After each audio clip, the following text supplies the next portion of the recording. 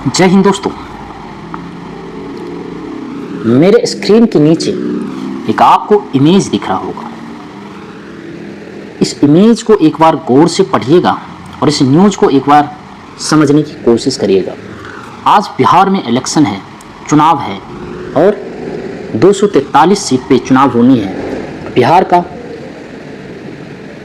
भाग्य फिर से लिखा जाएगा 5 साल के लिए और इस बार फिर बिहार का कमान किसके हाथ में सौंपा जाएगा, इसकी परीक्षा है। मैं बिहार के उन तमाम लोगों से एक रिक्वेस्ट करने आया हूं कि एक बार वोट देने से पहले ऐसे ऐसे न्यूज़ के बारे में सोच के वोट करिएगा। क्या आप जिसे वोट कर रहे हैं, क्या वो आपके बच्चे को, क्या वो आपके बचिया का सुरक्षा 5 साल तक कर पाएगा? कौन ऐसी पार्टी आपके, हमारे माँ बहन परिवार की रक्षा कौन कर सकता है और हमें किनको वोट देना चाहिए? गौर जरूर करिएगा। ये है मुजफ्फरपुर बिहार का ही 11 साल की बच्ची के रेप के बाद काट दिया उसका गला, चीर दिया सीना, पीएमसीएच में नहीं मिला बेड, अब हुई मौत। ये सारे न्यूज़ लगातार हम लोगों को, सिर्फ यही न्यूज़ नहीं, कब तक? आज मैं उन तमाम नेताओं से एक सवाल करना चाहता हूँ। वोट मांग रहे हैं, आप सब वोट मांगते हैं सिर्फ विकास के मुद्दे पर कि हम फैक्ट्री लगाएंगे, हम रोजगार देंगे, हम पलायन को रोकेंगे, हम बाढ़ पे काम करेंगे। इस तरह का आप लोग तमाम मुद्दे लेकर बिहार के लोगों के बीच जाते हैं और आप उनसे ये कहते हैं कि आप हमें वोट दीजिए, हम आपके बच्चों को रोजगार देंगे।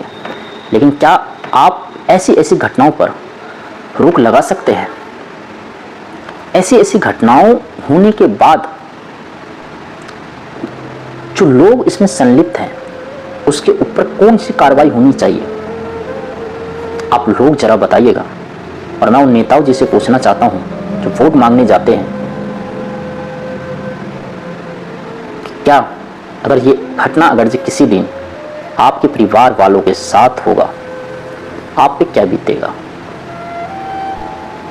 राजनीति का मतलब ये नहीं होता है कि आप समाज को आर्थिक और मानसिक रूप से खोखला कर दें। राजनीति का मतलब होता है एक एक गरीबों तक वो लाभ पहुंचाना, एक पिछड़े वर्ग के व्यक्ति को आगे सीढ़ी तक कैसे लेकर जाना है, इस पे बात करना। राजनीतिक का मतलब अपनी 7 पुश्त तक, अपनी 7 आने वाली 7 पीढ़ी तक संपत्ति इकट्ठा करना नहीं होता है। जो नेताजी ऐसे ऐसे चीज़ों में संलिप्त हैं, आप अपने दिल पे हाथ रख के सोचिएगा कि आपका ज़मीर, आपका आत्मा, अंतर आत्मा यही कहता है। उन गरीबों की तरफ एक बार देखिएगा जिससे आप वोट मांगने जाते हैं। तो ऐसे ऐसे लोग, ऐसे ऐसे व्यक्ति आपको चुन के सदन में भेजता है, आपको मंत्री, आपको विधायक बनाता है, आपको एमएलसी बनाता है, लेकिन उसके बाद आप उन लोगों के साथ क्या करते हैं? आप जरा एक बार सोचिएगा इस पे। लेकिन इसमें जो सबसे बड़ी बात है, जिसके नाम पे वोट मिलता है, वो है एनडीए की मोदी सरकार। आज मैं अपने देश के प्रधानमंत्री से हाथ जोड़ के विनती करता हूं कि मोदी जी, सिर्फ आपके नाम पे एनडीए जहां पे भी गठबंधन में होता है वहां सिर्फ और सिर्फ मोदी के नाम पे ही जीतता है। तो क्या आपके नीचे काम करने वाले या उस राज्य में काम करने वाले नेता जो भ्रष्ट है, जिस पे एलिगेशन लगता है, जिस पे घोटाले का आरोप लगता है, क्या उस पे कार्रवाई करना आपका जिम्मेदारी नहीं है? क्या इस तरह का जो लोग राजनीतिक में आके और अपने आप को लोगों का मसीहा बताने वाले हजार हजार करोड़ की प्रॉपर्टी खरीद कर घर बैठे रहते हैं। क्या ऐसे ऐसे नेताओं पर कार्रवाई कब हो? इस बार बिहार में चुनाव है और इस चुनाव के साथ बिहार के लोग एक बार अपने नेताजी से सवाल करें कि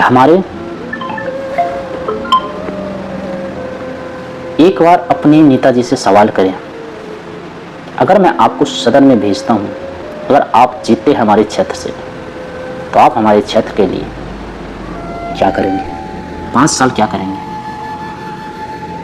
और अगर 5 साल में आप अगर उस ईमानदारी के साथ अगर क्षेत्र में काम नहीं किया, तो फिर आपकी सारी संपत्ति उस क्षेत्र के अकाउंट में जाना चाहिए, उस क्षेत्र के गरीब जनता को मिलना चाहिए। आपकी पूरी संपत्ति, क्या इस बात को आप लोग गारंटी देते हैं? मैं हाथ जोड़कर विनती करता हूं उन तमाम नेताओं से जिसको राजनीतिक में आने का मौका मिला है। एक बार आप सब सोचिएगा, राजनीतिक वो वरदान है जो नसीब वालों को मिलता है। अगर आपको मिला है तो आप कुछ ऐसा करके जाइए, शायद से आने वाली पीढ़ी आपका जय जयकार करे, ना कि आपको भर भर के गालियां दे, आपको बददुआ दे। विनती है कि आरोप प्रत्यारोप की राजनीति कब तक चलेगी? कब तक? कभी ना कभी तो एक अच्छी राजनीति की शुरुआत करनी होगी। राजनीति का मतलब लूट पाट नहीं होता। राजनीति का मतलब एक गरीब, एक पिछड़े लोग को हमें किस तरह से आगे बढ़ाना है, ये होती है राजनीति। एक जो गरीब बच्चा जो शिक्षा के अभाव में पूरी जिंदगी अंधेरों में रहता है, उसको किस तरह से हमें शिक्षा की लाइन में जोड़ना है, उसे राजनीति कहते हैं।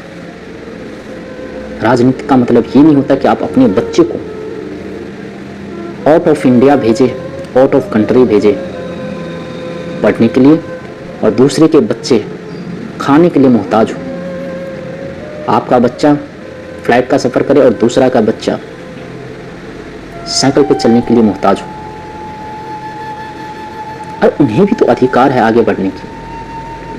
आप सब अगर 5 साल के लिए बिहार के तमाम नेताजी जो चुन के सदन में जाते, अगर सिर्फ 5 साल के लिए ईमानदारी से, पूरी निष्ठा से जनता के प्रति समर्पित हो जाते, तो शायद से आने वाले समय में बिहार में एक इतिहास लिखा जाएगा। ईमानदारी का मिसाल, ईमानदारी की राजनीति की शुरुआत कब होगी? आप सबसे विनती है, जरूर एक बार सोचिएगा, जो भी इस बार चुनाव लड़ रहे हैं, और साथ में बिहार की भोली वाली जनता और समझदार पूजनीय जनता से एक बार मेरा रिक्वेस्ट है कि आप उनको वोट करिएगा जो लगे सच्चा, ईमानदार, आपके सुख और दुख में, साथ में आपके बच्चों को, आपके परिवारजनों के, आपके घर के माताएं बहनों की रक्षा कर सके, आपके सुख दुख में वो खड़ा रह सके, उनको चुनिएगा। जय हिंद।